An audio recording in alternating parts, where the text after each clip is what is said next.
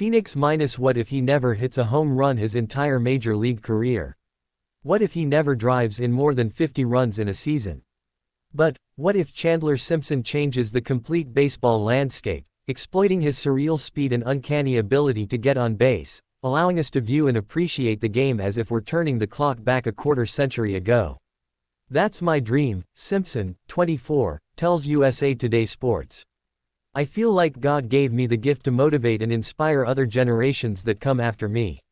I mean, I've heard it my whole life about the little power I have. But you don't have to hit home runs in this home run era. There's other stuff that I can do well on the field that can make up for it. I want to prove that you can make it to the big leagues, succeed in the big leagues, and that speed plays. Follow every MLB game, latest MLB scores, stats, schedules and standings. And, oh, does Simpson ever know speed? Simpson, called up to the major leagues with the Tampa Bay Rays last week, may be the fastest man in the game. He has 2 stolen bases in 6 games. He has already turned routine ground balls to second base and 1 hoppers to first base into hits, hitting .304 entering Saturday. He once scored from second base on a routine sacrifice fly in college. He was timed running to first base in just 3.88 seconds by scouts last week. He stole 104 bases last season in 121 attempts at Class A and AAA, becoming the first player to steal 100 bases in a minor league season since 2012, and only the third to accomplish the feat in the last 20 years. I love stealing bases, Simpson says. It gets me real hyped because I know that when I get on, all eyes are on me.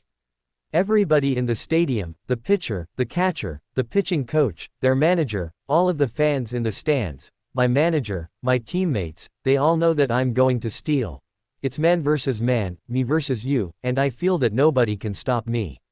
Well, there actually may be one way to keep him from stealing. We were sitting around talking about how we can keep him from stealing bases if he gets on, Arizona Diamondbacks veteran reliever Shelby Miller said. We decided the best way may be to just throw over to first base 3 times. That way, if you don't get him, it's just a balk and doesn't count as a stolen base. Next stop, to go where no player has gone since Vince Coleman in 1987, stealing 100 bases in the major leagues. I would love to see it, Kenny Lofton, the 6-time All-Star and 5-time stolen base champion, tells USA Today Sports. Finally, speed is starting to get back into the game thanks to him and people understanding just how important it is. Speed guys don't get the glory. They have never gotten the glory. Baseball doesn't make it that important, they just keep talking about home runs. Well, if you want you to score runs, well, what better way than speed? Speed kills, but it's never promoted. Hopefully, this young man can bring it back and show people just how important it is in the game. It's time for baseball to praise and support guys like him, not just the home run guys all of the time.